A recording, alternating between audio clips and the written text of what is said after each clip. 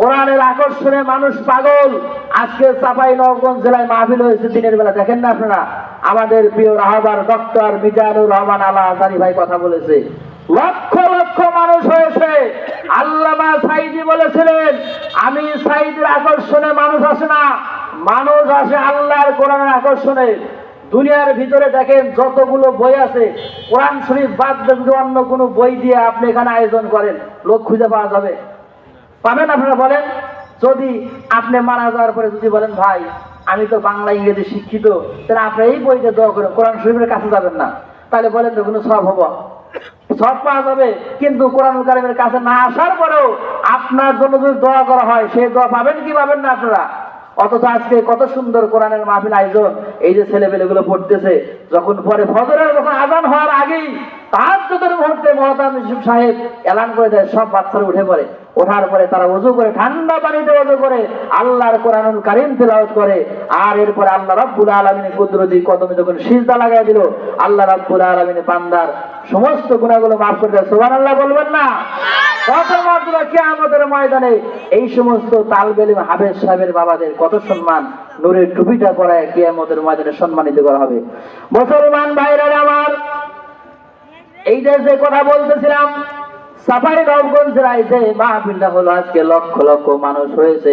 আমরা যদি আল্লামা সাঈদী যদি বেঁচে থাকে, তো তার মাহফিলে কোটি কোটি মানুষ হইতো, বলেন ঠিক কিনা?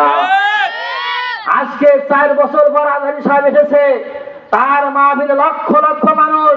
আর নিরপরাধ একজন মানুষকে 13টি বছরের জেলখানায় আবদ্ধ রেখেছিল, এরপরে সুস্থ ছিল, তাকে ভালো মানুষকে হাসপাতালে নিয়ে গিয়ে বিষাক্ত ইঞ্জেকশন পুশ করে দুনিয়ার টানে বিদায় করে দেওয়া হয়েছে, হয় নাই? আমাদের আরেকজন রাহবার আল্লামা মামুনুল হককে নির্যাতন করা হয়েছে, মুফতি আমির হামজাকে নির্যাতন করা হয়েছে। কি জন্য? যে এনাদের নির্যাতন করলে, এদের হত্যা করলে ইসলাম হয়তো বিদায় নেবে, কিন্তু বিদায় আজকে তারা নিয়েছে। আজহারী সাহেব আছে, মামুনুল হক সাহেব আছে, আমির হামজা সাহেব আছে, তাদের জনপ্রিয়তা আল্লাহ বাড়ায় দিছে কি দেয় নাই? তাদের মাঝে লক্ষ লক্ষ মানুষ। আর এই সমস্ত শয়তান করে দলের লোক নাই, আছে? আর নাই, খবর নাই। আমি টাঙ্গাইলে যাওয়ার পরে বললাম, ভাই ওই নেতারা আছে? হুজুর কোন কি কর্মীর নাই, আর খুঁজে পাওয়া যায় কোথাও নাই। তো যাই হোক, আমি কয়েকদিন আগে কুড়িগ্রাম জেলা একটা মাহফিলে গেছিলাম। তা আমার কাছে একটা মুরব্বী এসে বলছে, হুজুর আমার একটা নাতি হুজুরের নাম রাখেন তো। তা আমি বললাম যে কি নাম রাখি? বলে, চাচা একটা নাম আছে, খুব ভালো নাম, এটা সবাই চিনে, নাম এটা রাখবো। হ্যাঁ, তাহলে ওটা রাখেন, যেটা আমার নাতিন সবাই চিনবো। তখন সব পরে বললাম যে শেখ হাসিনা। যে কথা বলছি সেই রাখ। হুজুর আপনি কিসের হুজুর? এটা তো কথা হলো, এর নাম হলো ওই খুনির নাম, সারা বছর আর কেউ রাখবো না। দেখেন ফিরাউন নমরুদ 1500 বছর আগে বিদায় হয়ে গেছে, এনাদের নাম কেউ রাখে না, রাখে? এরপরে আরেক ভাই আছে, হুজুর একটা নাম রেখে দেয়, আমার নতুন ছেলে বলে ছেলে হয়েছে। আমি বললাম, একবার এক নাম বলে যে বিপদে পড়ছিলাম, কি বলেন, এই বিপদের পরিবার ছেলে। তখন বললাম আবু সাইদ। হ্যাঁ, এইবার ঠিক আছে।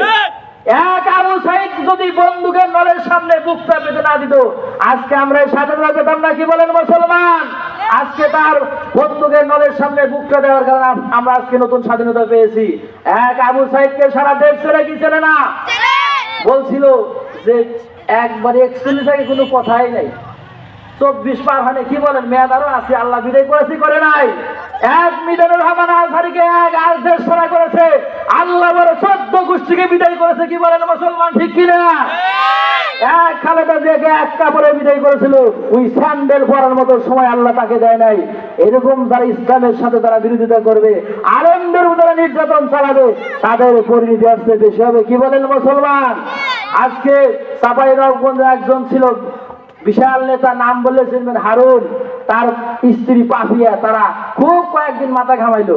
হ্যাঁ, আজহারী আসবে, এটা কথা হলো, এরা চাঁদাবাজি করে, এরা ওই টাকা তুলতেছে, নানান রকমের তারা মন্তব্য করলো। আজকে তাদের ঘুম হারাম হয়ে গেছে।